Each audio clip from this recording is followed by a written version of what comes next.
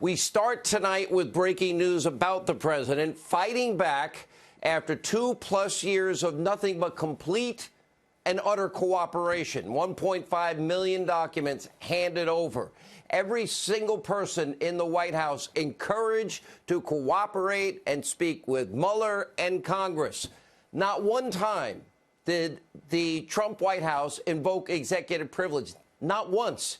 Even White House counsel, which is, to me, unfathomable, Don McGahn spent 30 hours with Mueller's Democratic pals and Hillary's attorney.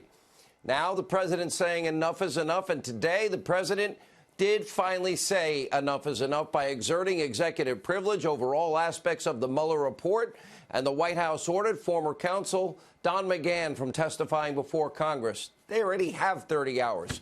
The Attorney General Barr is refusing to be interrogated, not by the House Judiciary Committee, by their staff. For the 206 years of that committee, not one time has that ever happened. And the Attorney General is saying, and it's not going to happen now. And the endless stream of document subpoenas, they are now being rejected by the administration. In other words, the witch hunt is over. The Democrats lost. And what the Democrats are now doing is nothing more than radical revenge, which is born out of a mass psychotic rage against the president. And by the way, 4 separate independent, they have an irrational inability to accept 4 separate independent results. The 9-month FBI counterintelligence investigation. Oh, Peter Strzok, no there there. Oh, we had nothing. Just before the appointment of Mueller, Lisa Page said, we have the House Intel Committee investigation. No collusion, no conspiracy, no cooperation with Russia. The bipartisan Senate investigation. And now the 20-month Mueller witch hunt, all determining the same thing. No collusion, no obstruction. Does Congress care one iota how much this is costing in legal fees? And for what? What about every single person that has been called before the committees or called before Mueller? They all have to pay for lawyers. Lawyers in Washington, D.C. can be as much as $1,000 an hour. Now they're going to be called in to be asked the same questions now a 4th, 5th, and 6th time. This is nothing but harassment and abuse of power and, frankly, a brand new taxpayer-funded witch hunt designed to smear the duly elected president of the United States and anybody that dares to enter his orbit in support. That's why tonight we turn to the Washington swamp. 19-term Congressman Jerry Nadler wasting valuable time, resources to continue to prolong and continue to push a debunked hoax of conspiracy. The desperation reeks. In an effort to be totally transparent, the Attorney General gave Nadler, 11 other senior lawmakers, access to a totally unredacted version of the Mueller report that included everything except grand jury material. Everything but 0.1% was handed over because that's illegal. Got to keep in mind, this is because of a law that Nadler supported in the 1990s. Barr was under no obligation because people like Nadler wanted the law this way. He didn't even want the Starr report sent to the American people, to be seen by the American people, was fighting against we, the people, seeing that. Then they changed the law. Now, the Attorney General has no obligation to release one word of the Mueller report.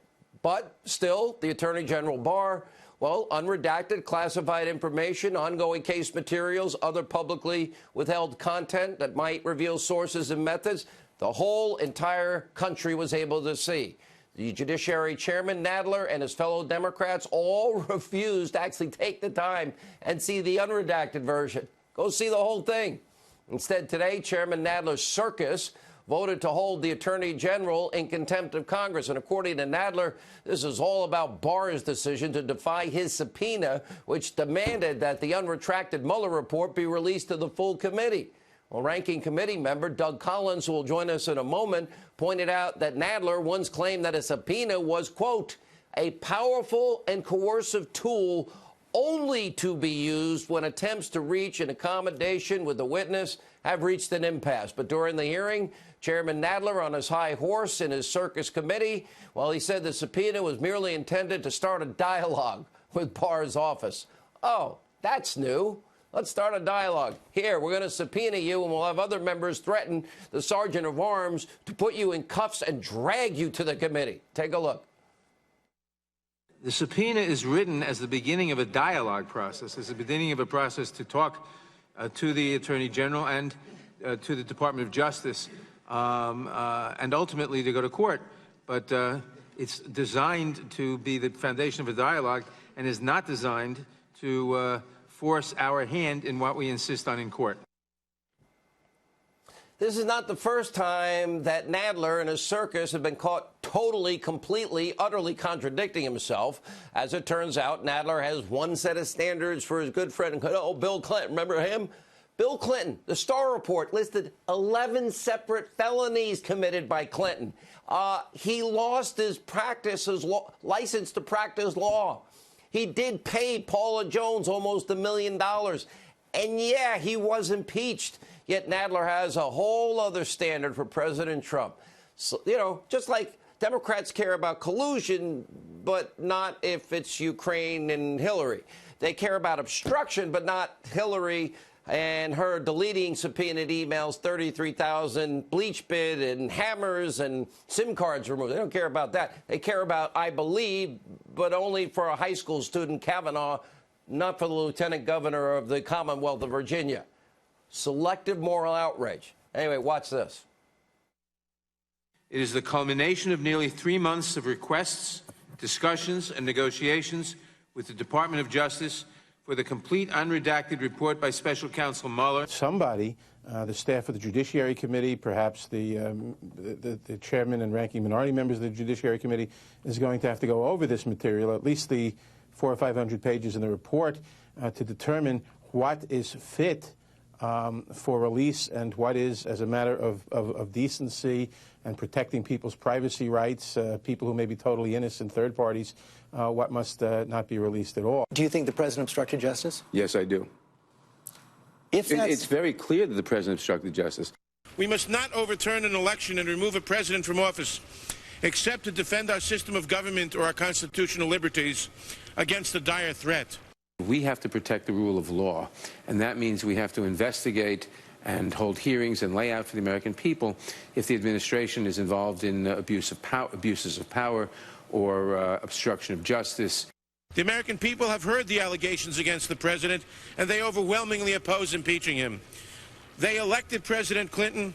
They still support him. We have no right to overturn the considered judgment of the American people. Just a phony hypocrite. And by the way, his shift in opinion is not just an exercise in anti-Trump vitriol and hypocrisy. Nadler's current fishing expedition is about so much more than a simple case of Trump hate rage derangement syndrome. Democrats now fear the Attorney General, caught red-handed, concocting, perpetuating a massive fraud. This is what's underlying the fear and the hatred and the attacks against the Attorney General. The Attorney General will expose their hoax, their conspiracy theories, what really happened. It scares the living daylights out of him because he's going to investigate the biggest abuse of power, and that's only just beginning. So they got to smear him before he does his job.